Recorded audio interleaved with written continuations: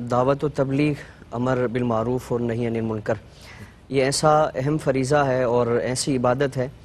کہ جو کسی بھی مسلمان، چاہے وہ کسی بھی طبقہ فکر سے تعلق رکھنے والا ہے، ہر ایک پر اور ہر وقت جب بھی اس کی ضرورت ہو شریعت مطہرہ نے اس کو لازم فرمایا۔ ٹھیک ہے۔ قرآن کریم کی مشہور آیت کریمہ جو ڈاکٹر صاحب نے ابھی تلاوت فرمائی کہ کنتم خیر امۃ اخرجت للناس، اس امت کی جو نشانی اور فضیلت کو بیان فرمایا، ایک عظمت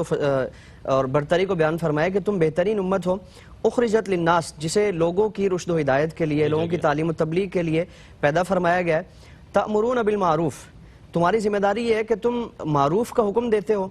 معروفات کا تم حکم دینے والے ہو، نیکی کا حکم دینے والے ہو، وتنہون عن المنکر، اور منکرات و فواحشات سے تم روکنے والے ہو۔ اب یہاں دو اوصاف مسلمانوں کے بیان فرمانے کے بعد پھر فرمایا کہ وتؤمنون باللہ، یعنی ایمان باللہ کو تیسرے درجے پر اور تیسرے نمبر پر بیان فرمایا گیا۔ مفسرین بیان فرماتے ہیں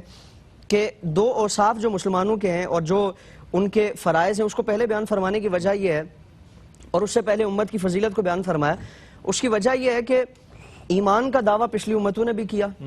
اور ان میں ایمان میں جو بگاڑ پیدا ہوئی، عقائد میں جو بگاڑ پیدا ہوئی، ان دو چیزوں کو ترک کرنے کی وجہ سے ان کے ایمان میں اور ان کے عقائد و نظریات میں بگاڑ پیدا ہوئی۔ یعنی انہوں نے امر بالمعروف اور نہی عن المنکر کے فرائض کو چھوڑ دیا، ترک کر دیا، جس طرح آپ صلی اللہ علیہ وسلم کی کثیر احادیث ہیں، اور قرآن کریم میں بھی اس کو بیان فرمایا گیا کہ جہاں ایک طرف بنی اسرائیل کی فضیلت کو بیان فرمایا کہ وفضلنا علی العالمین، کہ ہم نے آپ کو بنی اسرائیل کو عالمین پر، یعنی اس زمانے میں جتنی بھی اقوام تھی سب پر بنی اسرائیل کو فضیلت عطا فرمائی، لیکن اسی قوم کا ہم تذکرہ قرآن کریم میں پڑھیں تو ان کو ملعون فرمایا گیا، مغضوب فرمایا گیا، یعنی انہوں نے کام ان کا کیا تھا کہ کانوا لا یتناہون عن منکر فعلوا، کہ وہ اگر ان میں کوئی منکرات کرتا، کوئی گناہ کرتا تو اس کو وہ روکتے نہیں، اس کو باز رہنے کی تاکید نہ کرتا، جس کو آپ صلی اللہ تعالیٰ علیہ وآلہ وسلم نے بھی بیان فرمایا کہ اگر کوئی شخص اس میں گناہ کرتا تو ان کے علماء کوشش کرتے کہ ان کو روکا جائے۔ ٹھیک ہے۔ اب وہ ایک دو مرتبہ تبلیغ کر کے ان کی تبلیغ سے وہ متاثر نہ ہوتے، اپنے گناہوں سے باز نہ آتے، تو وہ بھی ان کے ساتھ انہی کے معاملات میں ملوث ہو جاتی، یعنی دعوتیں اڑانا ہے، ان کے ساتھ بیٹھک ہیں، ان کے ساتھ مجالس کا انعقاد کرنا ہے، یہ ساری چیزیں وہاں کی جاتی۔ تو فرمایا کہ اللہ کی طرف سے عذاب آیا، تو جہاں گناہگاروں کو اس عذاب میں مبتلا فرمایا گیا، یہ جو نیکی کرنے والے تھے، یعنی جو اپنی اصلاح میں لگے ہوئے تھے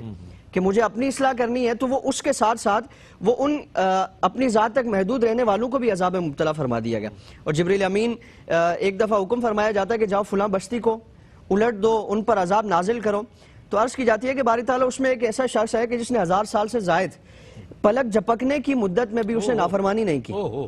یعنی اتنا تھوڑا سا محدود قلیل وقت، تو فرمایا کہ اس کو بھی عذاب میں مبتلا کرنا ہے۔ عرض کی باری تعالیٰ تیرے کام میں حکمت ہے، اس حکمت کو سمجھنا مقصود ہے، وجہ کیا ہے؟ تو فرمایا کہ وہ معاشرے میں پھیلی ہوئی بے رحمی کو دیکھتا ہے، گناہوں کو دیکھتا ہے، میری بغاوتوں کو دیکھتا ہے، روکنے پر قادر ہے، وہ کوشش کرے اور اپنے اس فریضے کو ادا کرے تو وہ کر سکتا ہے، لیکن فرمایا کہ وہ نہیں کرتا، وہ پیچھے ہٹ جاتا ہے، اور جو میرے باغی ہیں ان کے ساتھ وہ اس کے مراسم قائم ہیں، اس کے ساتھ اس کے تعلقات قائم ہیں۔ تو امر بالمعروف کا فریضہ ہر مسلمان پر، جس کو پچھلی امتوں نے ترک کیا، اس ترک کرنے کی وجہ سے ان پر عذاب نازل فرمایا گیا۔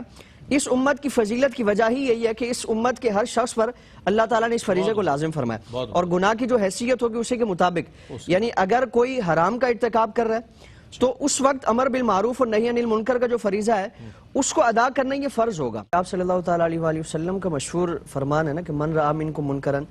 فلیغیرہ بیدہ، اب من میں فرمایا کہ جو تم میں سے کسی برائی کو دیکھے، منکرات کو دیکھے، تو اسے چاہیے کہ وہ اپنے ہاتھ سے اس کو روکے، یعنی جو ارباب اختیار و اقتدار ہیں یا جن کے پاس پاور ہے، طاقت ہے، جس طرح گھر کا سربراہ ہے یا قانون نافذ کرنے والے ادارے ہیں، تو ان پر لازم ہے کہ وہ منکرات کو بزور اور بجبر روکے، طاقت کے ذریعے اس کو روکنے کی کوشش کریں۔ اب من میں ہر مسلمان کو شامل فرمایا گیا، لیکن اس میں مختلف ان کی کیٹیگریز کو بیان فرمایا گیا کہ اگر وہ طاقت ہاتھ سے روکنے کی نہیں ہے، بزور روکنے کی طاقت نہیں ہے، فَإِن لَمْ يَسْتَطِعْ فَبِلِسَانِهِ، یعنی دوسرا درجہ یہ ہے کہ فرمایا کہ تم اپنی زبان سے اس گناہ کے اور منکرات کے خلاف تم آواز بلند کرو، یعنی تمہارے پاس اگر قلم ہے، تمہارے پاس زبان کی پاور ہے،